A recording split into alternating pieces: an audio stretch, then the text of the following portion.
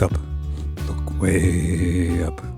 It's the friendly giant. No, it's not. It's not the friendly giant. It's Malcolm Byrne. You're listening to Radio Kingston. This program is called The Long Way Round. This week, I have a return engagement from a previous guest. He's been on the show twice before. Canadian lawyer Dimitri Lascaris is also a journalist and activist.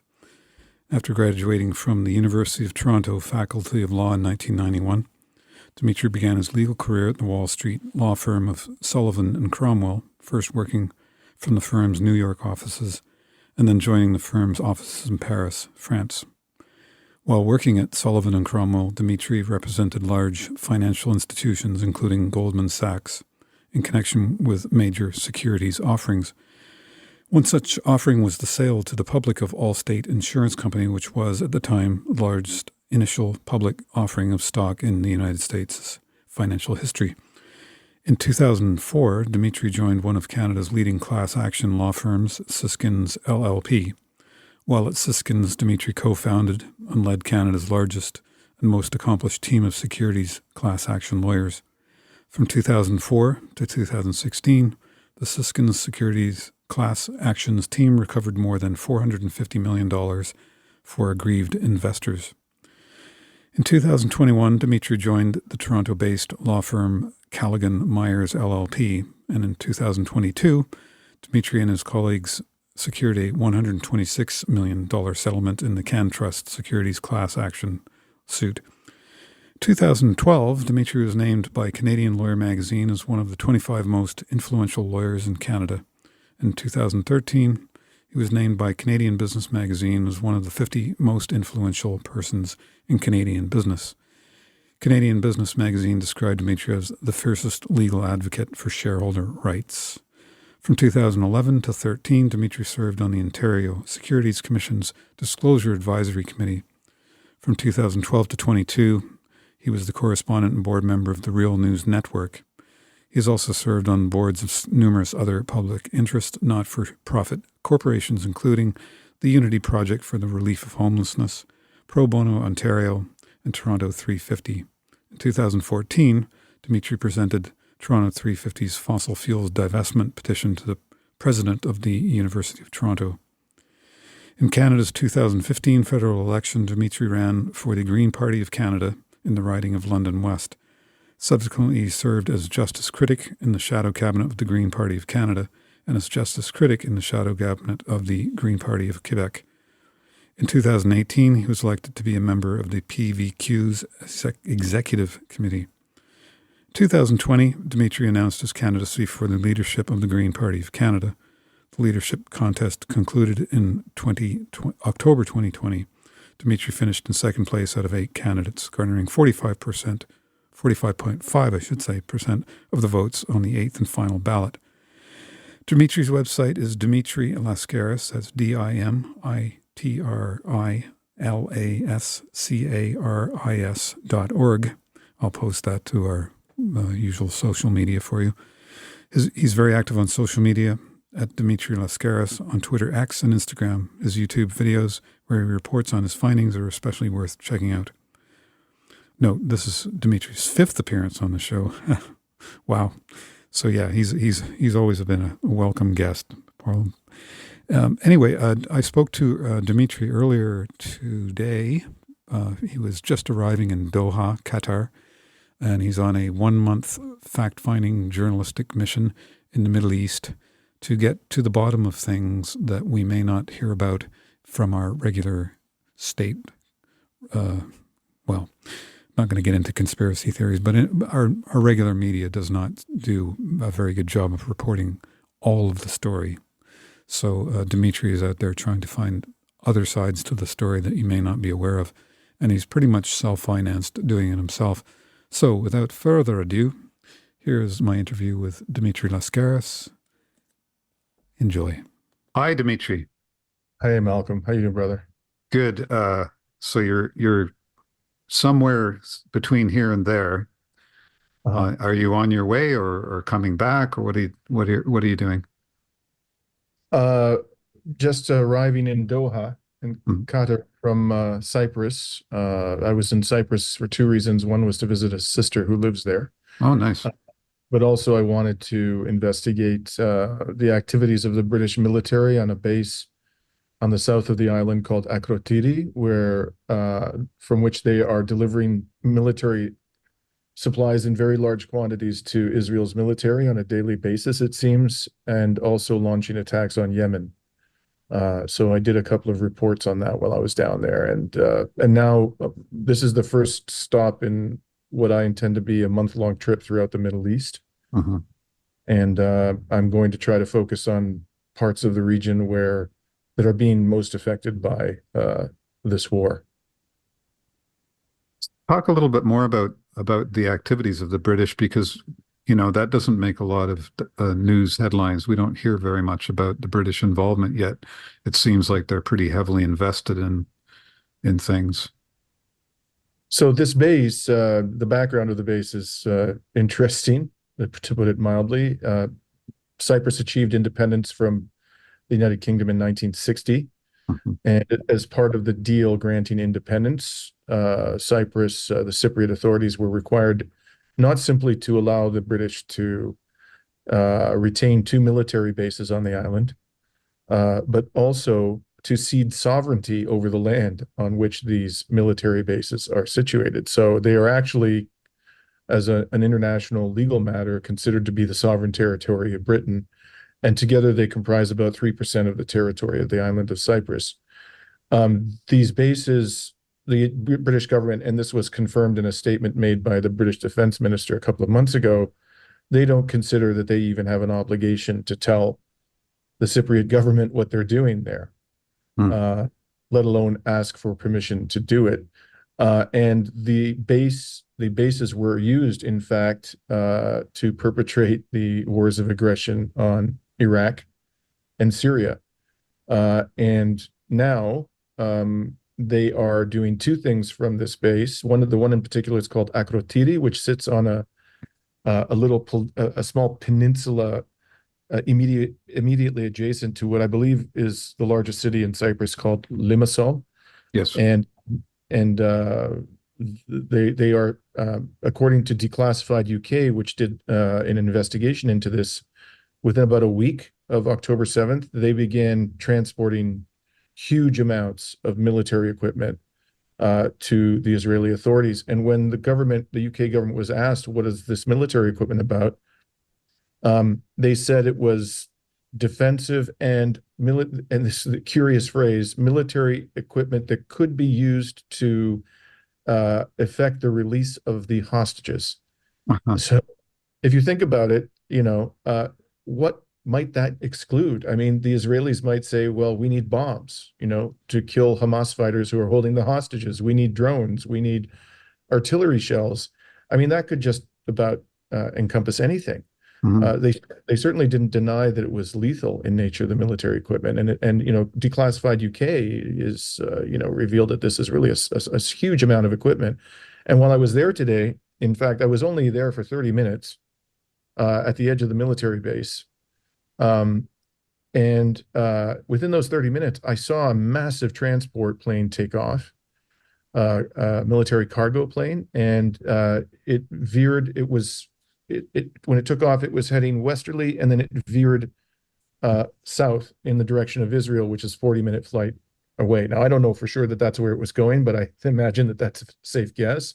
Oh, And think about it, if I saw one take off in 30 minutes, I was there for a total of 30 minutes, unless it was just an extraordinary stroke of good fortune, those things must be taking off with considerable frequency.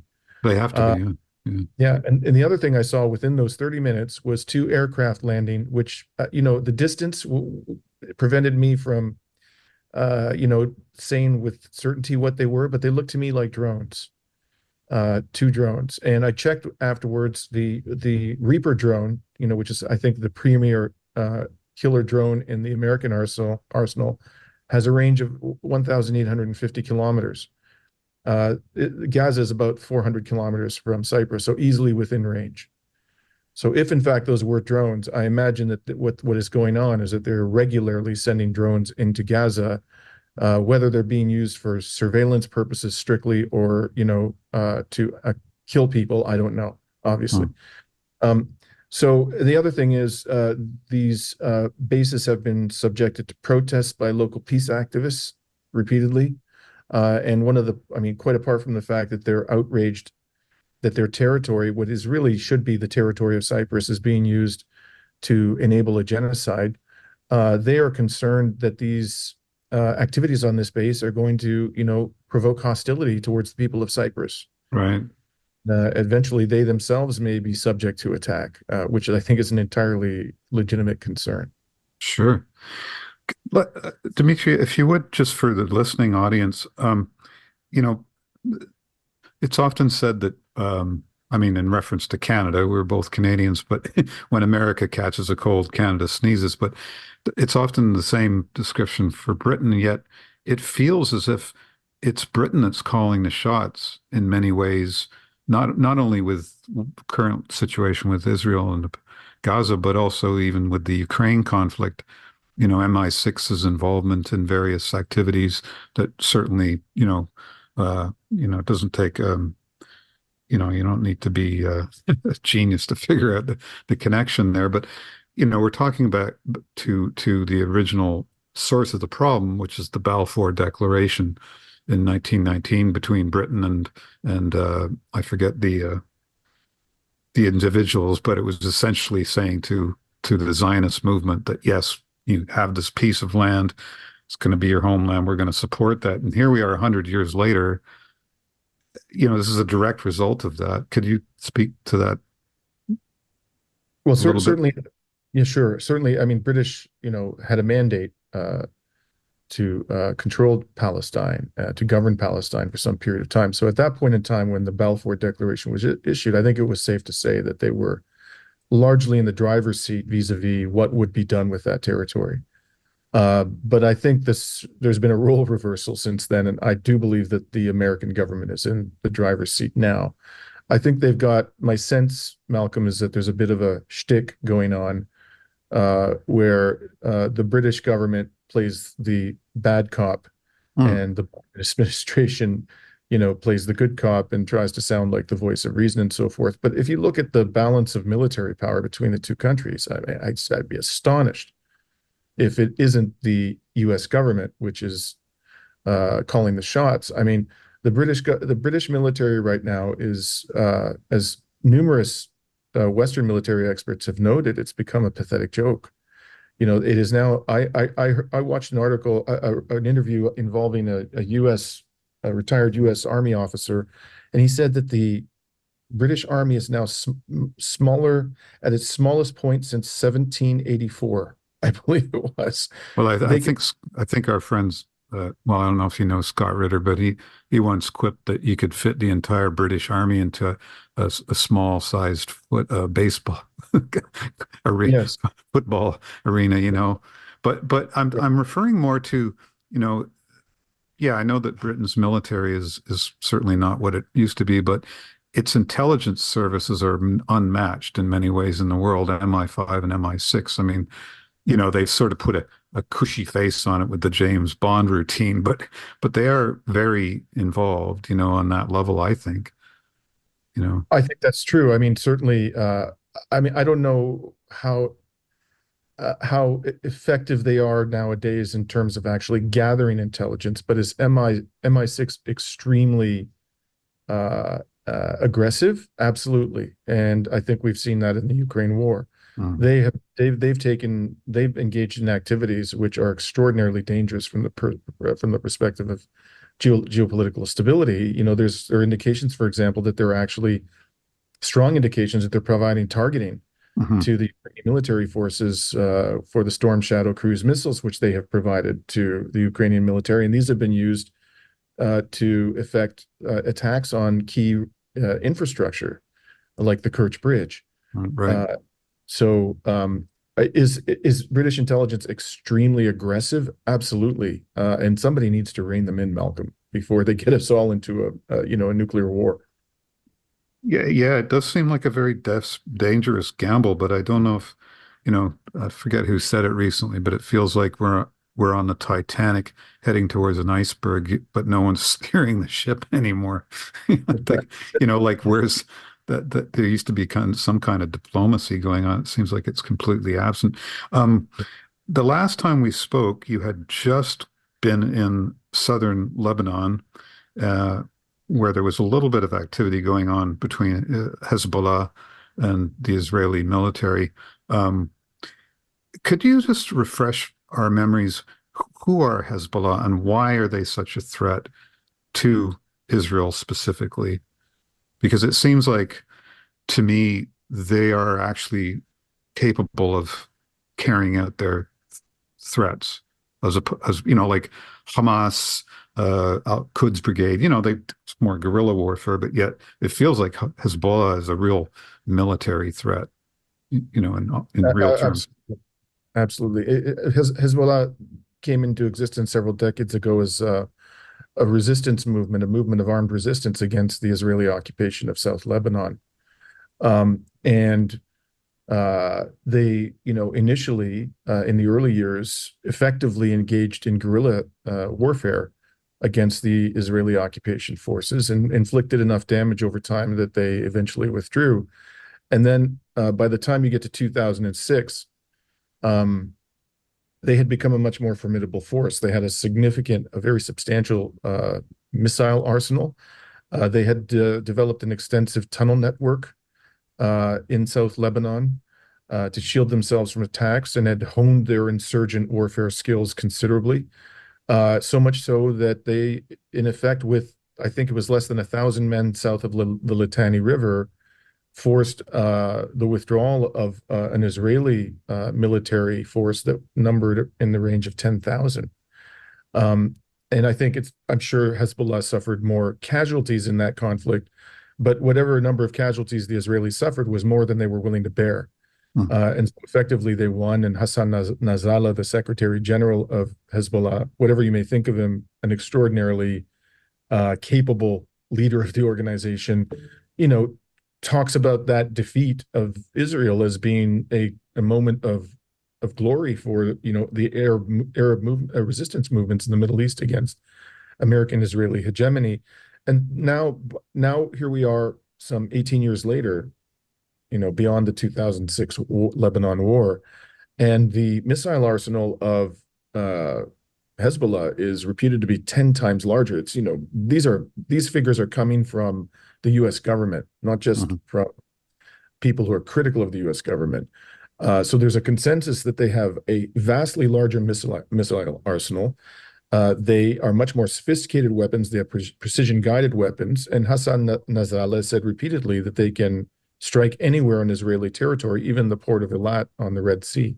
And the other thing to note about them is that since 2006, they gained extensive combat experience in Syria, where they sided with the Syrian government forces, the government of Bashar al-Assad, and defeated a number of jihadi groups who were being armed by not just jihadi groups. There were also groups that were not religious extremists in nature and who were opposed to the Assad government, but effectively, they won a very considerable military victory with the assistance, of course, of the Russian Air Force and the Syrian army.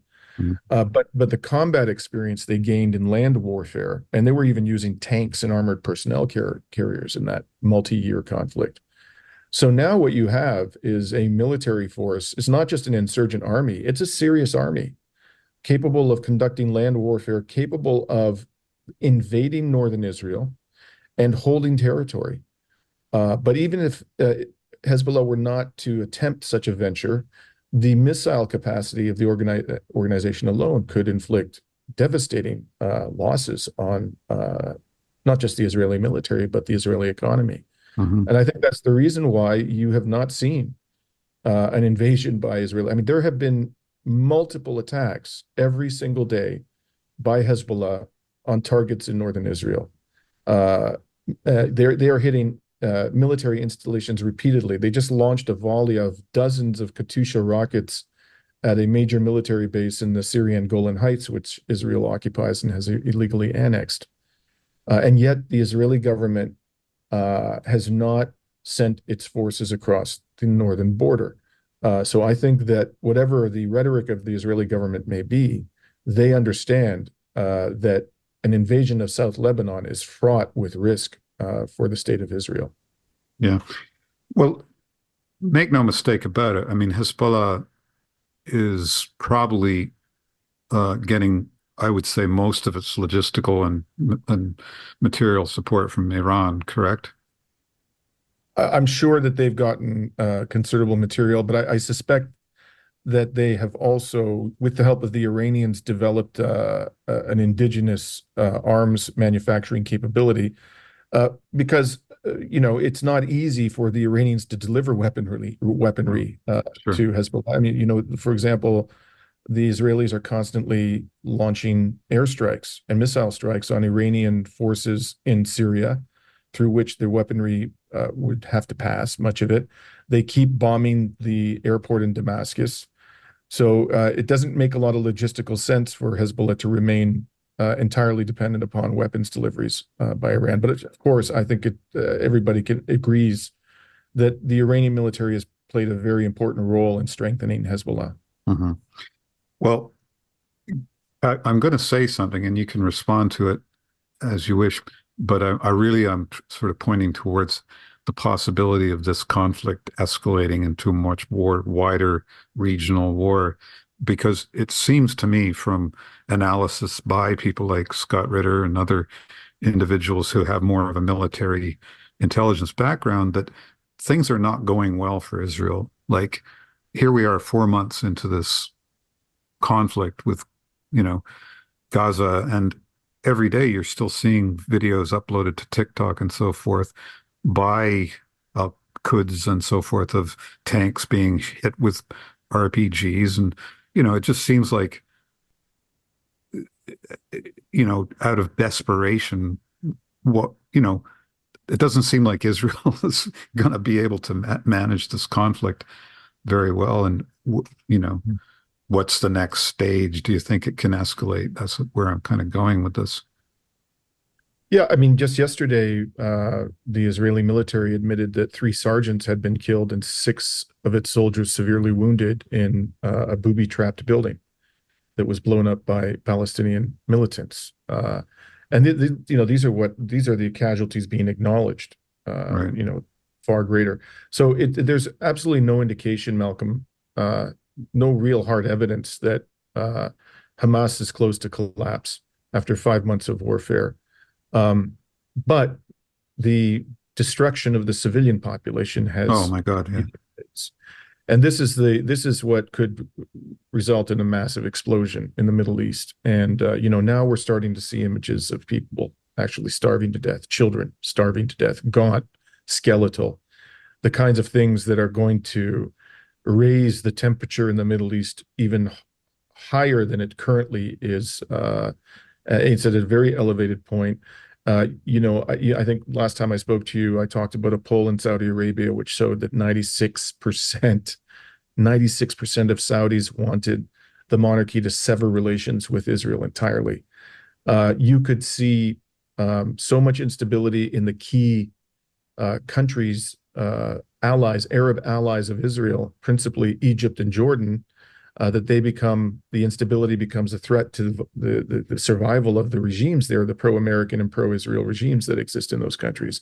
And if either one of them gets overthrown, that's a disaster, strategic disaster for Israel.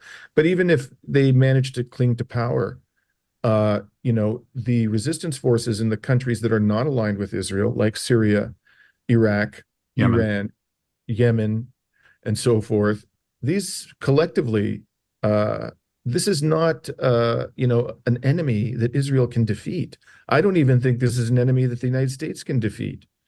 If the United States tries to go to war on their territory, of course, if they tried to attack the United States, they would be devastated. They would be destroyed in short order.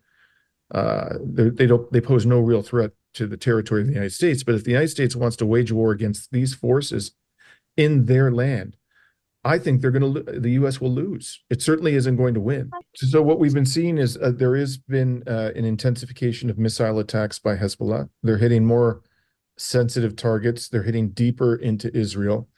If there is an attack on Rafah, where over 1 million desperate and starving Palestinians have aggregated, that's right up against the border with Egypt.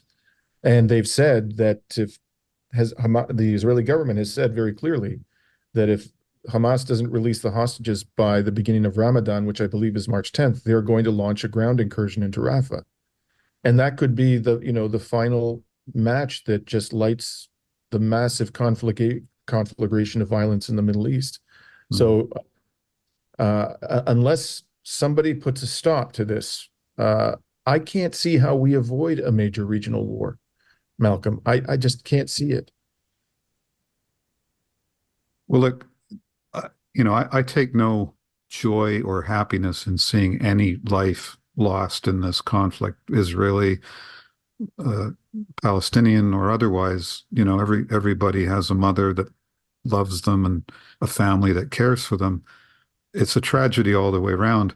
I guess what I'm sort of getting at is we're starting to see, as of 12 o'clock midday a week ago, we saw the tragic death of a U.S. airman, Aaron Bushnell. We're seeing more and more of a groundswell of public sentiment for the Palestinian cause in certainly in the United States, Canada, places like this. I wonder how long, and the reason I'm mentioning this is because I'm I'd like you to talk about why Canada is so complicit in this ongoing madness, not only with Israel, but with Ukraine and so forth. Like, it seems like the governments are not listening to the people, is what I'm getting at. I think that's an absolutely accurate observation, 100%. People who paid attention to my public commentary about geopolitics over the past several years know that you'd be hard-pressed to find somebody in Canada who is a more vigorous critic of Canadian government foreign policy than you. Yeah, I'm about as outspoken as you're going to find. I mean, the only person I think who's as outspoken as I am in terms of condemning Canadian government foreign policy is Eve Engler.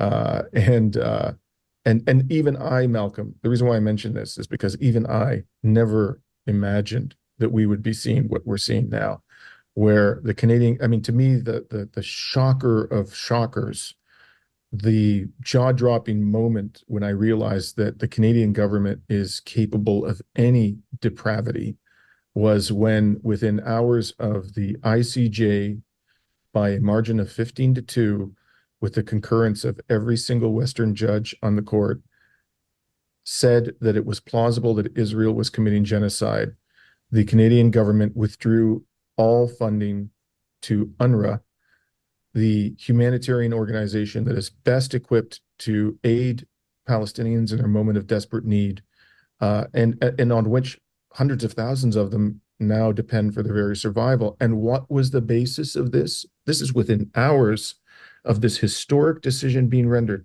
The basis was evidence-free allegations by the very state that had been adjudged to be plausibly committing genocide, that a tiny proportion of UNRWA's employees, 12 out of some 30,000, were somehow, in some unspecified way, involved in the attacks on Israel on October 7th. I mean, this boggles the mind that the Canadian government would do such a thing. I have to say, I've really begun to contemplate the possibility that we are living in a fascist society, that our government is fascist. I would never have before now. Sheldon Wolin, the great political analyst and thinker, has described our system as inverted totalitarianism. In other words, it is already what we just described as fascist state. It's just it's run from a kind of corporate perspective, complete complicity of corporate interests with political establishment, who are inextricably linked but without delving too much into the sort of the sort of philosophical. I agree with you. I mean, I thought we'd reached the bottom of the barrel, as it were, when we welcomed a bona fide Nazi collaborator in Parliament, and so gave this guy a standing ovation. Hunka was his name, is his name, and I mean, Innovation. this guy's living like uh, less than 100 miles from where I grew up in Deep River, Ontario. He's well integrated in society. You know, people probably think what a wonderful man this is. Yet here's someone who's complicit in genocide, being warmly rounds of applause in our Canadian Parliament. And you just think, how, and then they just threw some guy under the bus instead of, as you called him, Justin Trudeau, the empty suit, taking the rap for it. Yeah. Uh, so, And we found out subsequently that Trudeau himself invited Hunka to an event honoring Zelensky. oh, God, The speaker who was thrown under the bus clearly was not yeah, solely no, responsible for this debacle. But it's so much more than that, Malcolm. They voted against I think at least two times this government, the Trudeau government.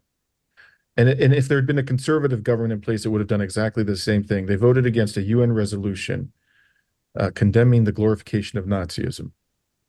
They have been sending the West collectively, including Canada, tens of billions of dollars of weapons to a government that has declared a national holiday, the Ukrainian government, for Stepan Bandera, a genocidal, anti-Semitic Nazi collaborator whose organization is responsible for the mass slaughter in World War II of tens of thousands of Poles, Jews, and Russians, civilians.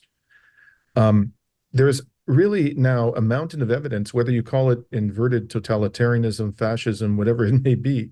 There's a mountain of evidence that our government the governments of the major Western countries, all of them, are exhibiting strong characteristics of Nazism.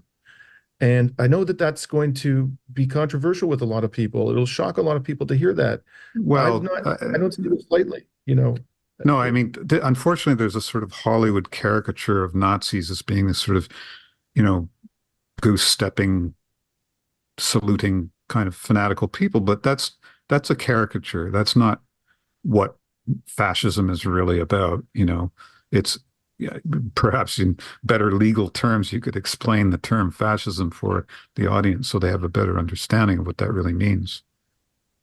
Well, I don't know that there's like certainly a legal definition. I'm not aware of one, but the way I define it, fascism uh, is extremely fanatically militaristic.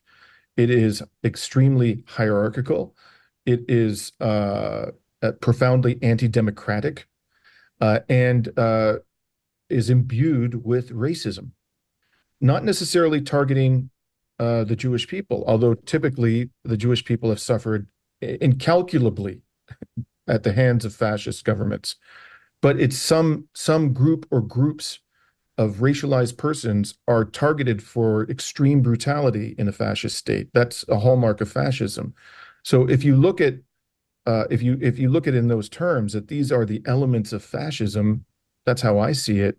I see all of these elements in the major Western governments today: extreme militarism, an extremely hierarchical nature, profoundly anti-democratic, extreme brutality being visited upon racialized groups, vulnerable groups, and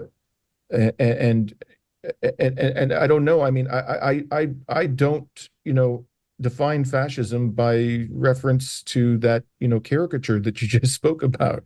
It comes in many guises. It doesn't necessarily have to be some goose-stepping guy wearing a uniform, saying Sieg Heil. And we need to think about what fascism means from a substantive perspective, not focus on the formalities of it, and ask ourselves seriously, are we living in a fascist society? I fear that we are. Well, again, in reference to Sheldon Wallen's definition of inverted totalitarianism, there's three aspects to it. First, the complete stranglehold of the sort of economic power structures, the banking system, and so forth. corporations, the political establishment, which is completely indebted to it, and then, of course, if not an outright grip on the flow of information, certainly an attempt to regulate all information. And this is why we have a situation where, you know, most of the major news outlets sort of have a way of cleverly describing the actions of our governments in kind of terms that make it somehow acceptable to the public. Mm. You know, propaganda is really the word I'm using, you know, which is an extreme aspect of. I mean, it's propaganda is an American invention, by the way. I mean, it was Edward Bernays, who was a naturalized U.S. citizen, who coined the term back in the late 19th century. Mhm. So the only thing we have left is what we call independent media, which you and Mhm. I are a part of. Yet we are sort of considered to be unreliable sources, often Right. described as overly opinionated, lacking in sort of any journalistic background. That here you are traveling all around the place on your own dime, bringing more valuable information than I've ever seen on CBC in the last 6 years. You know, more Well, power to you. Malcolm, it's not hard to, set yourself apart from the mainstream media in Canada because, and I'm really happy that you raised this because I left that out of my brief sort of summary of the elements of fascism, the control of the flow of information, the repression of free speech and propaganda. That's absolutely fundamental. Um, and I want to just point out to our listeners, I haven't had time to focus on this, but I absolutely intend to do that. The Liberal government in Canada just put out a piece of legislation which is called the Online Harms Act. Yes. Right. And they did this. It's very important to understand the context. A few weeks ago, there was a press conference with Biden and Rishi Sunak, the British Prime Minister, and Justin Trudeau, in which they announced that they were going to up the ante in terms of controlling the flow of disinformation on social media. And the media revealed that the framework that they were all going to employ had been developed by, you guessed it, Washington.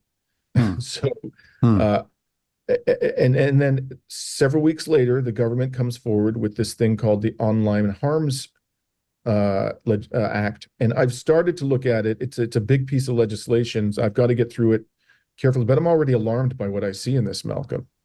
For example, the definition, the legislation targets in ways I have not yet determined speech which could result in violence. Okay. It doesn't say reasonably could, probably would.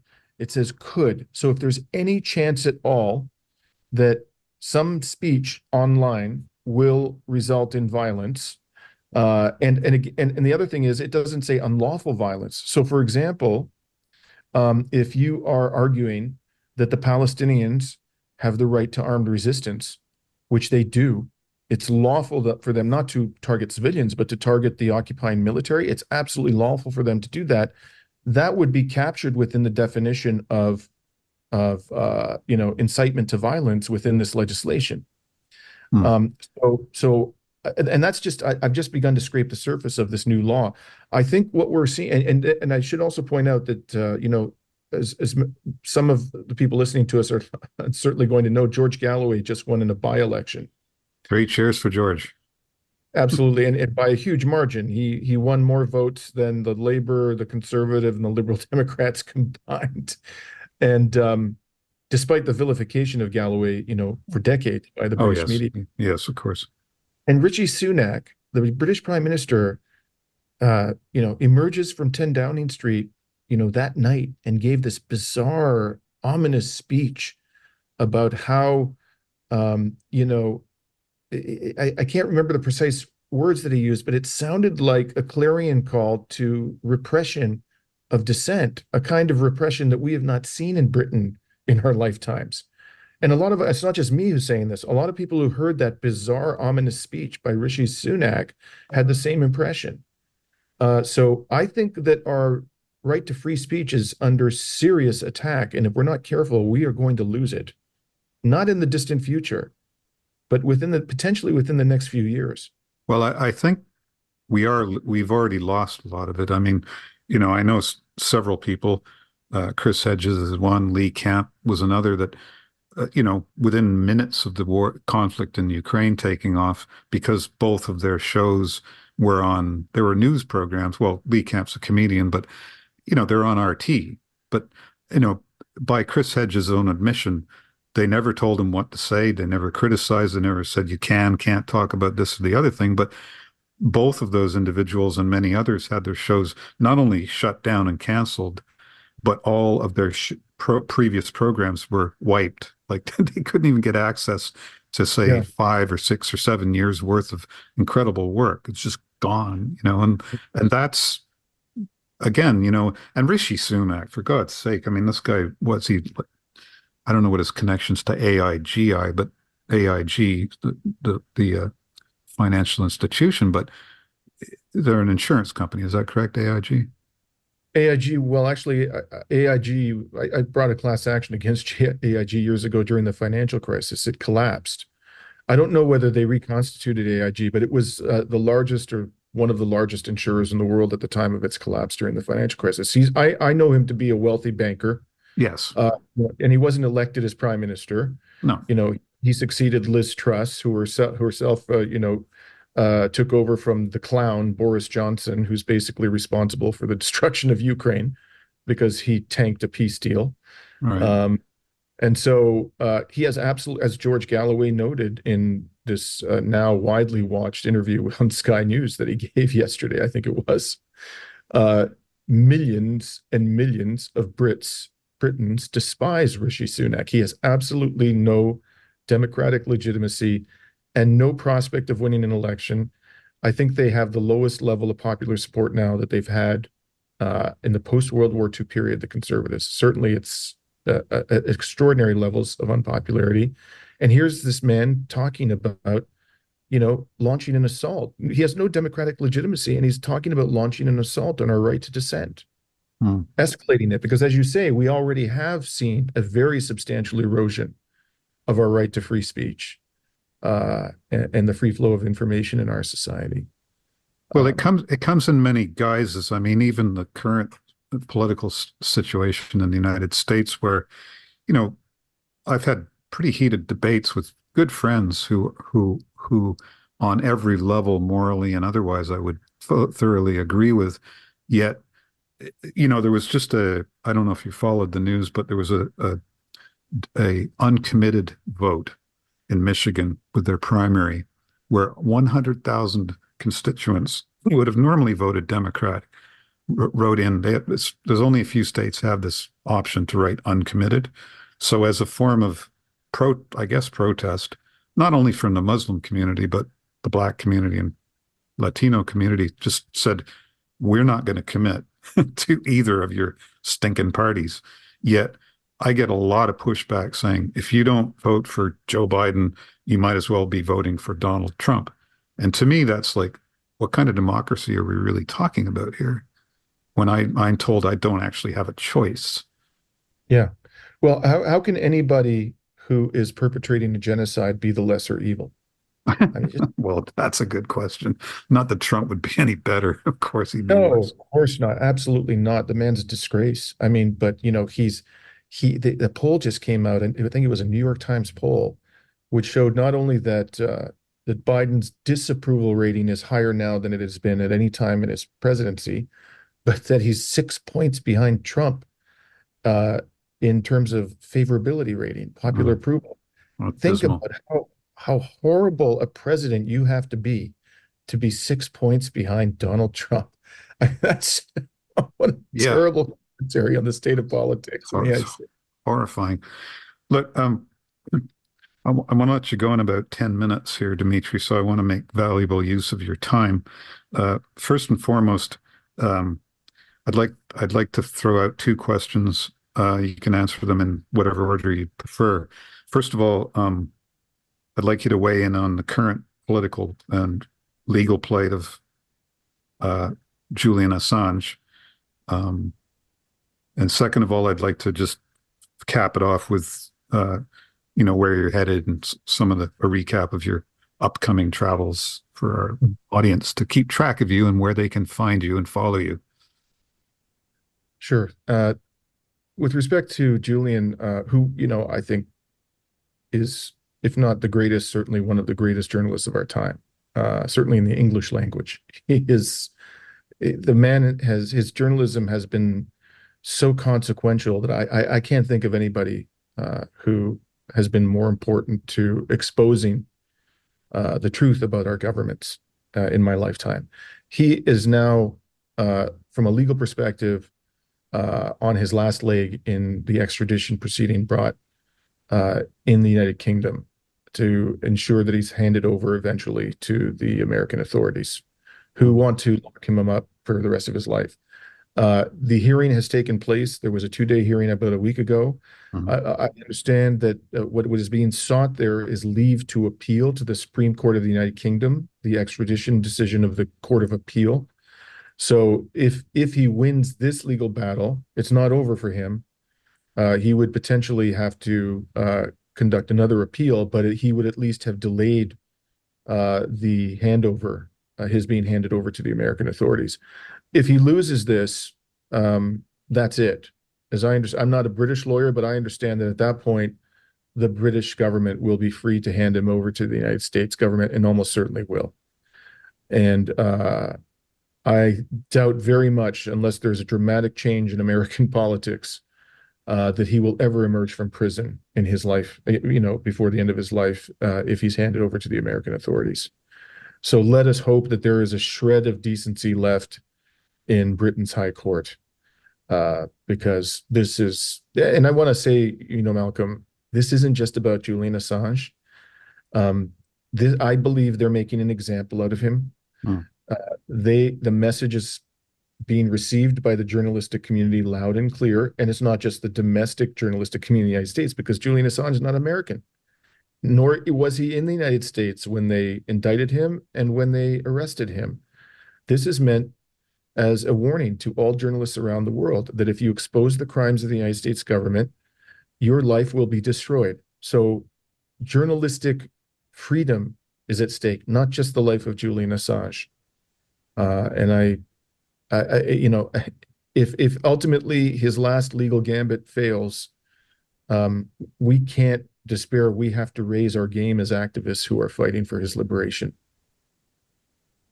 And there again, back to good old inverted totalitarianism. I mean, who was it? Was it Winston Churchill said that a lie goes around the world twice before the truth gets up for its first cup of tea in the morning, or something like that. But the lie of Julian Assange, the smearing, the negative portrayal sticks. Last week I had the pleasure and honor of campaigning around New York City with Randy Credico, the giant billboards on some trucks driving around Manhattan, and there's still hostility. People like, well, isn't he the guy who made sure Trump got elected, and isn't he the guy who raped those women? And none of that's true. It's all nonsense. But those lies are still there, So yes, absolutely.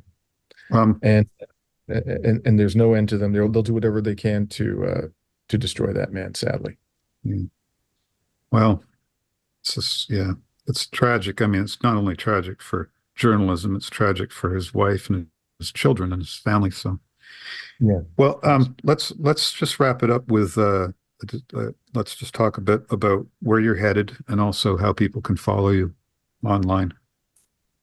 So I think, as I mentioned at the outset, I just arrived today in Qatar. I'm in the city of Doha, and I intend to spend the next month in this region. I don't, partly because my itinerary is in a state of flux, but also I'm not particularly interested in advertising where I'm going to go in advance. Sure.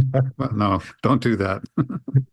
But I'm going to, I will say this, that I'm going to focus on areas where there is effective organized resistance to Western hegemony in this region. And I doubt I'll be able to see them all in the space of 5 weeks, but I'm going to do my best. And I'll be doing reports on the ground about what's happening here, trying to speak to people who are fighting to liberate the region from the yoke of Western oppression. In terms of where people can find my work, the best place to look is my website, DimitriLascaris.org. So that's DimitriLascaris.org. And I've also, I'm very active on Twitter, probably too much for my own health, and other social media like Instagram and Facebook, but primarily on Twitter. And there, my Twitter handle is Dimitri Lascaris. Okay. Well, we'll be sure to post those links in our, our weekly show programming. Well, I'm pleased to announce that, and it was actually our original connection is through our mutual friend Roger Waters, whom you represented legally at one point, correct? He consulted me about a legal matter. That's how I met him. Right. He came to Canada, and the typical assaults were launched on Roger, and that's when I had the privilege of getting to know him. And he's the more I know about Roger, the more I admire the man. Well, he's going to be on the show next week, so I'll be sure to pass on the greetings between you guys. Please do. I would look forward to listening to the conversation. I'm sure it'll be a great talk between the two of you. Well, it's amazing because, he's been so active, particularly with the Palestinian cause for a long time. Like we're talking decades of activism. Finally, in a sense, he's being vindicated, and I'm very glad to see that because, he's been screaming into the wind for such a long time. And I'm proud that you and I and other people have had that association, been able to be supportive of him. Yeah. So, well, look, I'll be very interested to see where he, to follow your tracks, as it were, and perhaps in a month or so, when you are back on dry land, we can get you back on the show to discuss your adventures, the ongoing adventures of Dimitri Lascaris. But please be careful. Please be careful. I know we're laughing about it, but there are evil, dark forces that are watching and paying attention. So you got to be careful. Thank you, and I will be happy to talk to you about the trip after the fact. Take care, Mel. Always a wonderful pleasure to speak to you, brother. Absolutely, you're a hero. No, we love you. Thank you. Thank you, comrade. Thank you so much. Cheers. Be well. Bye. You've been listening to an interview that I conducted earlier today with lawyer, activist, and journalist, citizen journalist, Dimitri Lascaris, who joined me by the miracles of the internet from Doha, which is in Qatar. And if you want to find out more about Dimitri, go to his website. That's the best place to go, DimitriLascaris.org. Dimitri is spelled Dimitri, Lascaris, Lascaris, DimitriLascaris.org. And he'll be posting stuff pretty much. He's pretty active, so he posts something almost every day, or at least once or twice a day, to YouTube, to Facebook and Instagram, and as he said, he's all over X, Twitter X. So that's where you can find him. Going to take a quick break for some public service announcements because we're coming up to the end of the first hour of the program.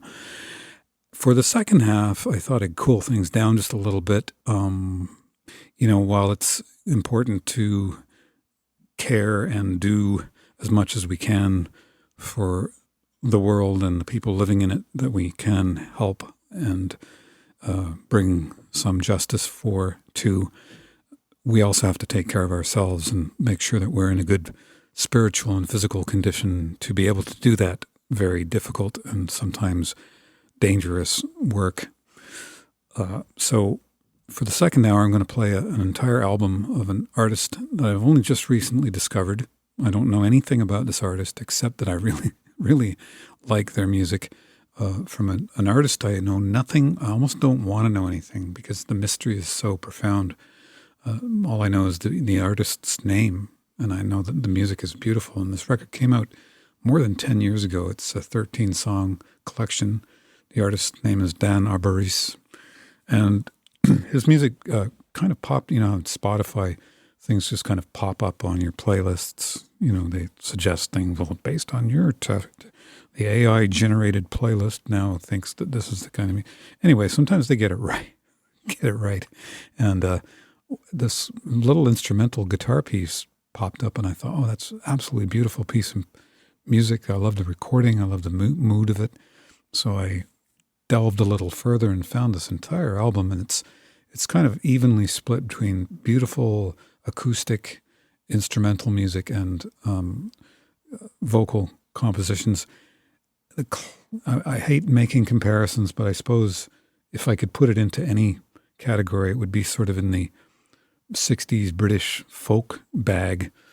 One instantly comes to mind is Nick Drake. May have been some inspiration, but it's not a copycat record. It's got its own standing, so stands on its own is what I mean to say. So I hope you enjoy it. This first track is simply called Intro. This is by Dan Arborise.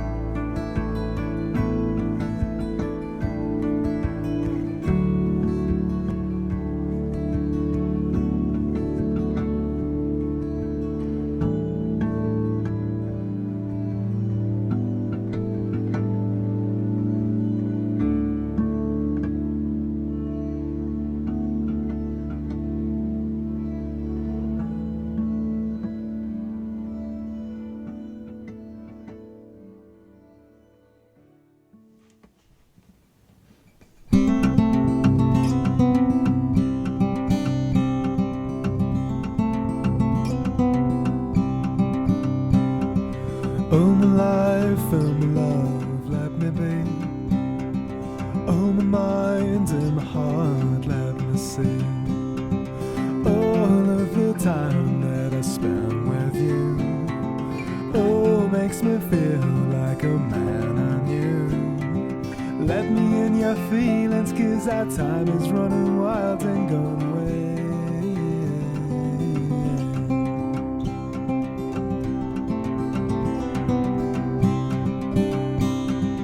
Oh, my mind and my heart, let me be. Oh, my life and my love, let me see. All of the time that I long to be with you by my side and it's rolling free.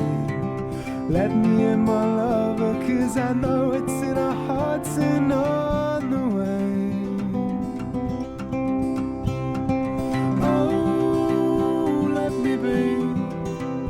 Like a lover to you. Don't let me say that I'll always be there for you.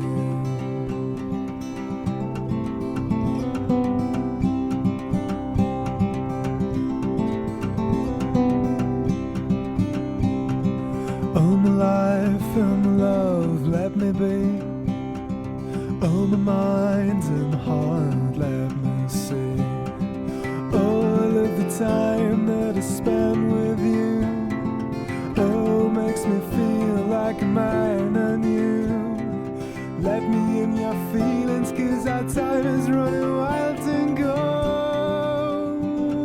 away. Oh, let me be like a lover to you. Don't let me say that I'll always be there for you.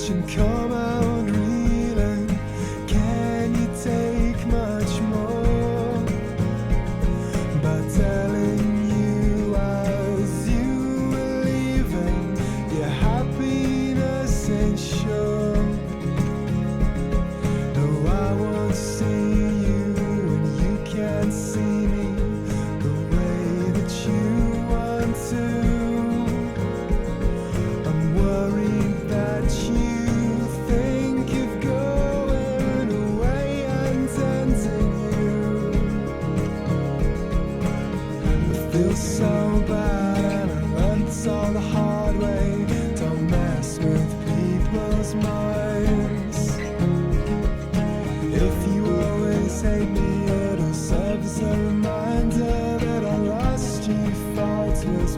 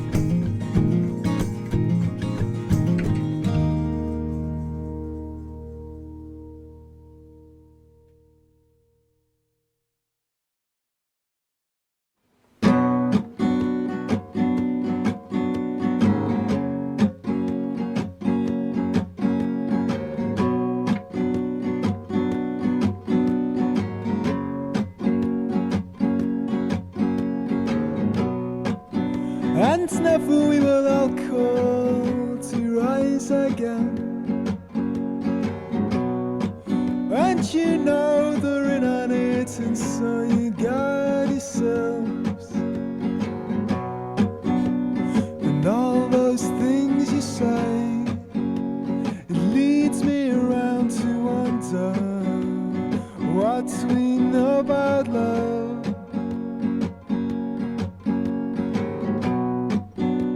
And all those things we do, it brings me around to wonder what we know about love. Here is a place to be alone with you, and all the time we've got to. Here is a place to be alone with you, and all the time we've got to.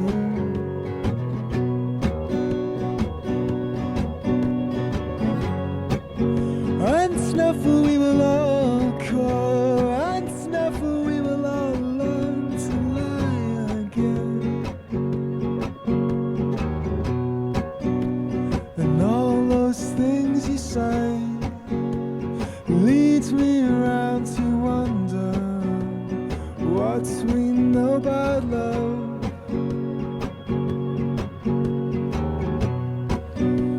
And all those things we do, it brings me around to wonder what we know about love.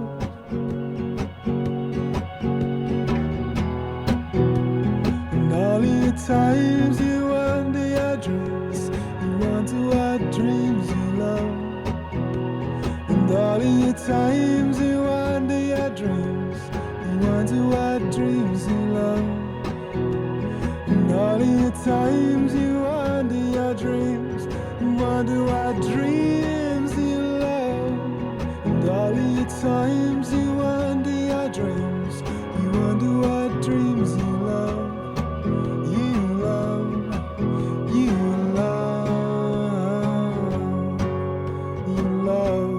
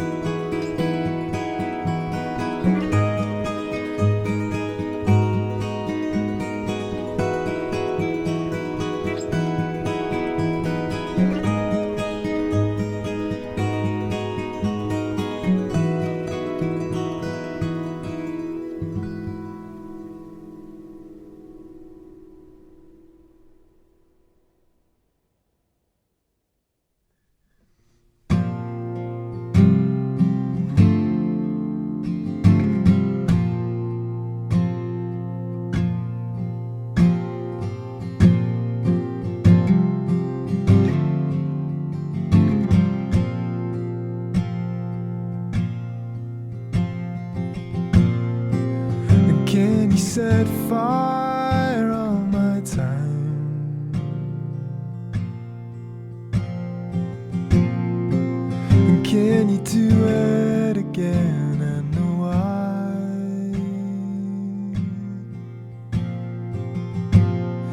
Is this in my heart? I love you to be everything about the way you feel tonight is around me. So what do you do? What do you think? What do you say when you find everything that you've been taught to love is a lie? And what do you do? What do you think? What do you say when you find everything that you've been taught to love is a lie?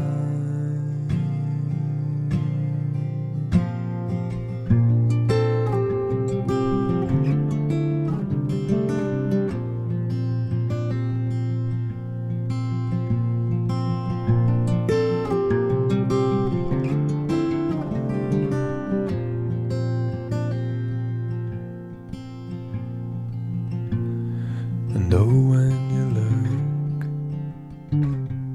another way,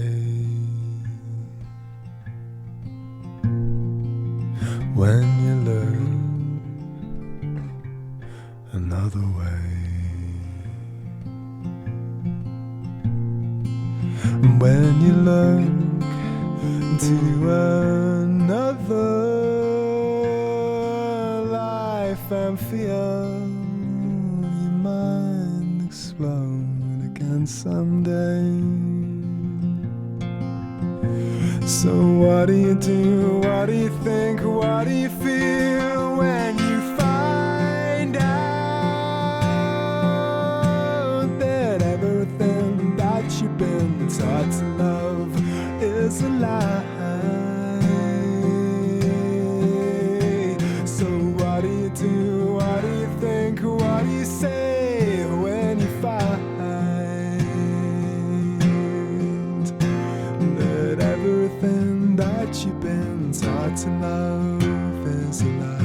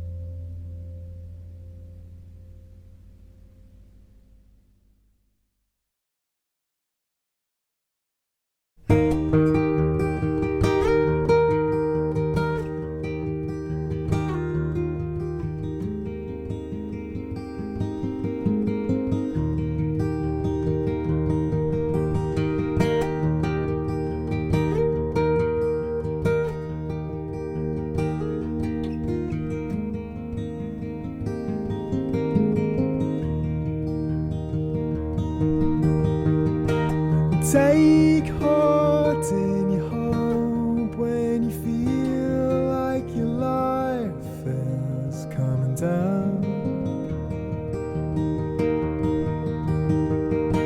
And take heart in your love when you feel like your life is coming around.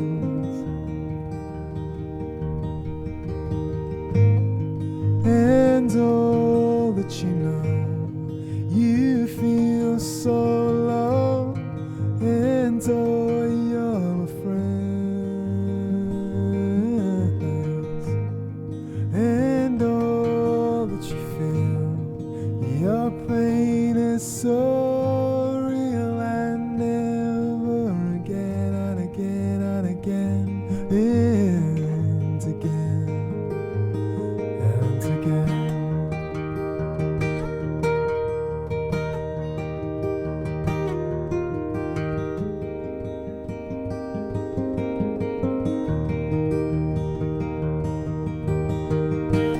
Take heart in your hope when you feel like your life is coming down.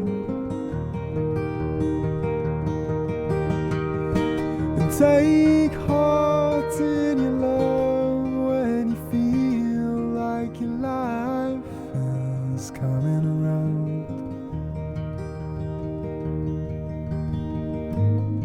And on solid floors, all true to my soul, we've seen to the end. Can't fight what I feel, my love's all too real, and down we ascend again and again and again.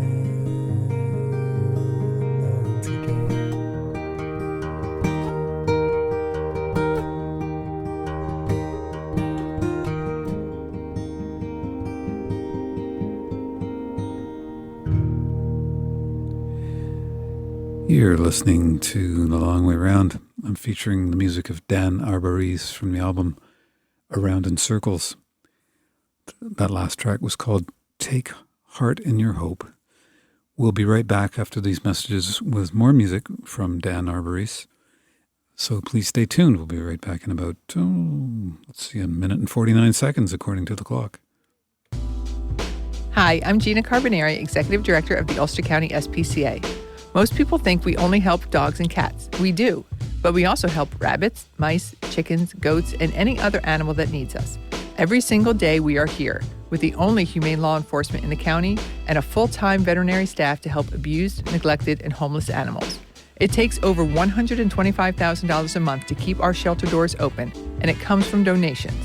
This past year alone, we impacted the lives of over 4,000 animals and their families. We are not a part of the ASPCA or the county government, despite what our name may make you think. We need your help now more than ever. If you'd like to help, you can adopt, foster, volunteer, donate, and share.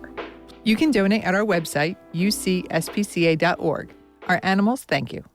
Radio Kingston. Many voices. Many voices. Many voices. One community. Hi, I'm Connor Stella. Join me Tuesday nights at 11 p.m. for Late Night Delight. I graduated from Kingston High School a couple of years ago and like to talk about what's going on in Kingston, my own life, and some pretty out there topics, while we listen to music from cloud rap to psychedelic pop. That was what he said, going up first. That was what she said.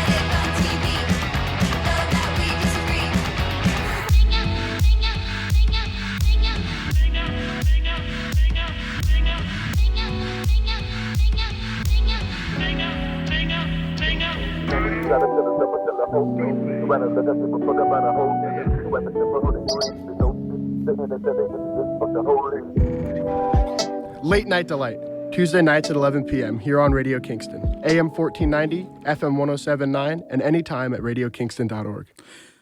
The Ulster County AOH and the Ulster County LAOH invite you to the 2024 St. Patrick's Day Parade, Sunday, March 10th. Preceded by the annual Shamrock Run, the parade will step off from Kingston Plaza at 1 p.m., filled with marchers and floats from the Kingston community. The parade will honour Grand Marshal Stephen Turpinning, Irish Prince Tamsin Doyle, bearer of St. Patrick of Gavan Juras. Sorry, I don't know how to say that. It's bearer of St. Patrick Cavan Juras. That must be the person's name, yeah. And Mayor of the Day, Paddy Gilpatrick. Paddy Gilpatrick. The committee will award trophies for Best Band, Best Decorated Float, Best Original Irish Spirit, Best School Unit, Best Decorated Fire Department, and the Best Original Group. The 2024 St. Patrick's Day Parade, Sunday, March 10th from 1 to 3 p.m. For more information, visit the events page at radiokingston.org. Org. Yeah, org. So we said. Dan Arborise, we're continuing with this album, this beautiful record by Dan Arborise called Around in Circles. This is a track, instrumental, little number called Paths.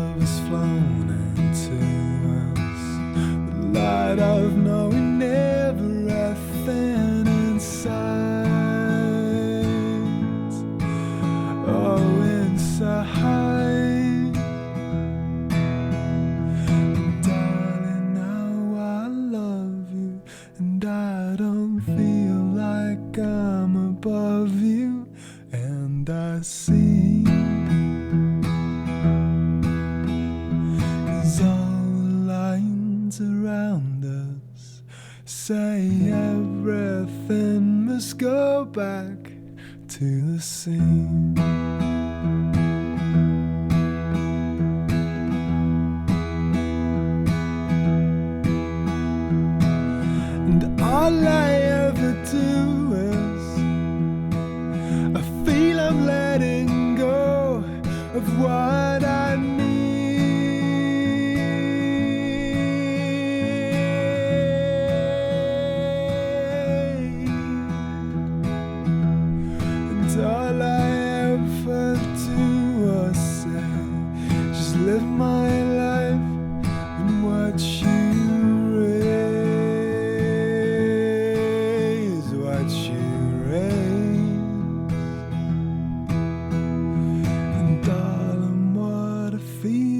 like I never want this time to ever end and show that when we'll see the sea again and find our love always grow. That when we'll see the sea again and find our love always grow.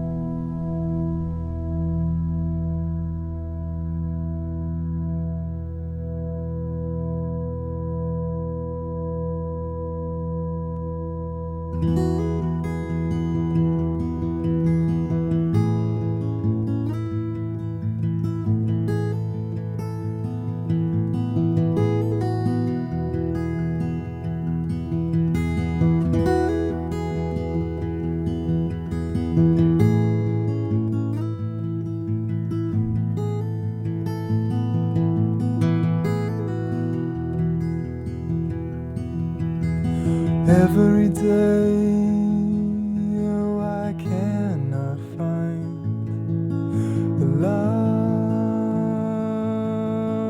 in you. Every day, oh, I cannot find the love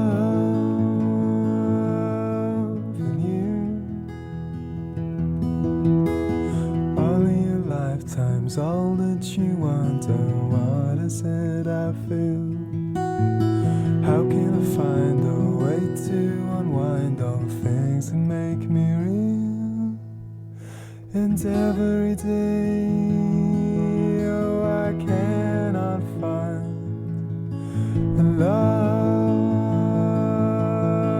in you.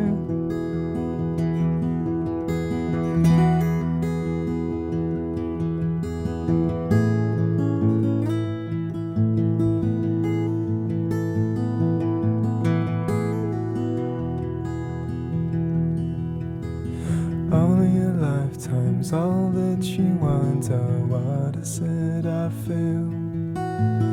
How can I find a way to unwind all things that make me real?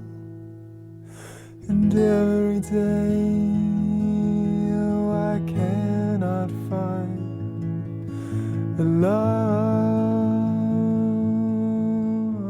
in you.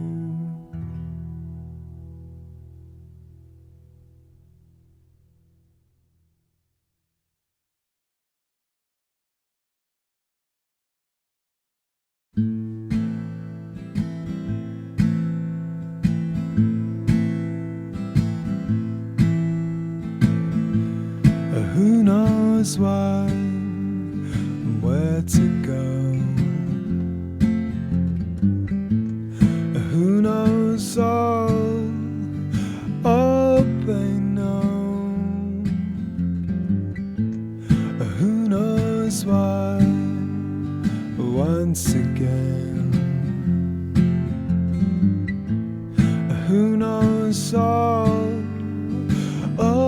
bases? But when you feel bad all of these times, and then when you look to all of my life, and then when you know it's all in your way, and then when you find out there's nothing more to say, why can you not see this time? Why can you not feel this life?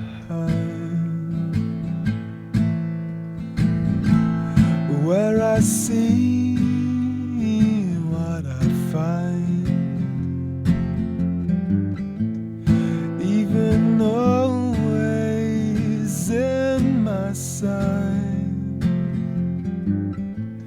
and there I ask once again, looking forwards and was there.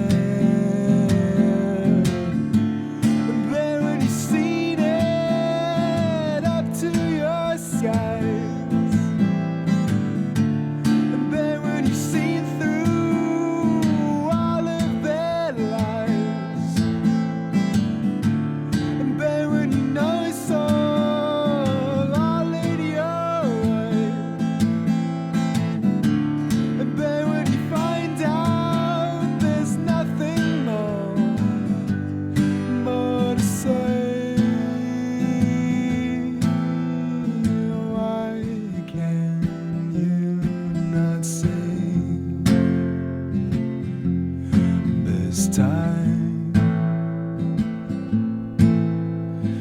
Why can you not feel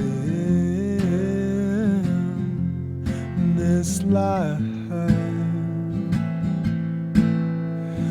Why can you not see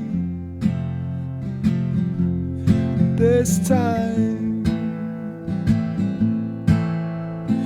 Why can you not feel this life? Why can you not feel?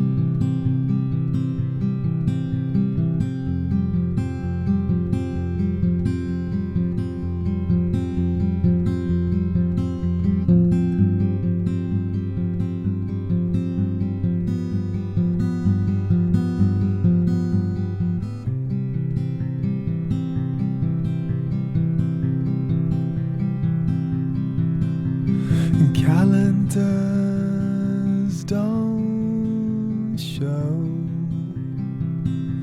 the way that our love grows, and you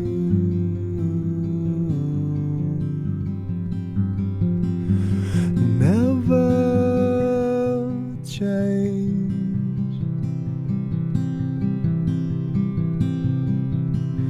The seasons skip on by, slowing down our lives. Oh,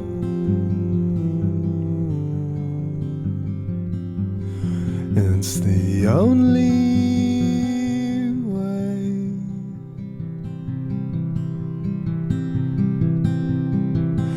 And now, my friends, you know I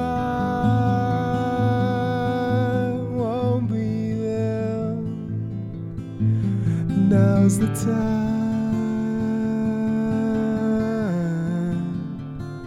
to make a change.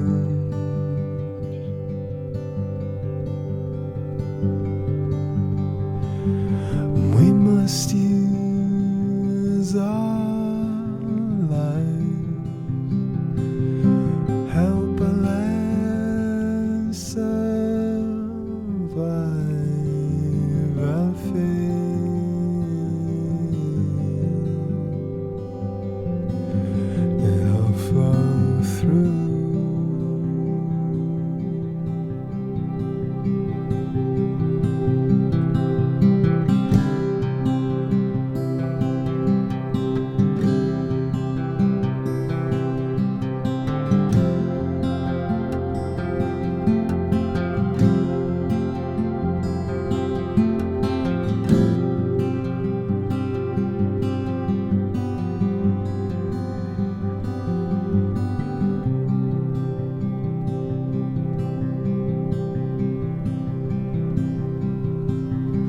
and the way you see,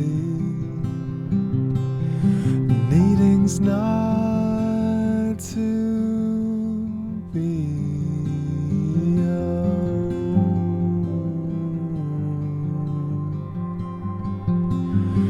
Look around,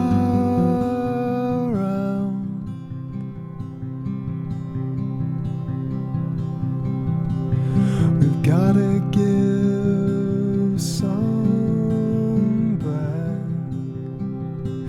Our world has lost its track and tune. Well, I'm sad to say goodbye now. It's such a beautiful, peaceful moment we're enjoying together. Music of Dan Arborise. Stay tuned for Nick Pankin with Freedom Highway coming up right after this. You're on Radio Kingston. If the good Lord's willing, the creek don't rise. We'll see you next week. Be well. The sky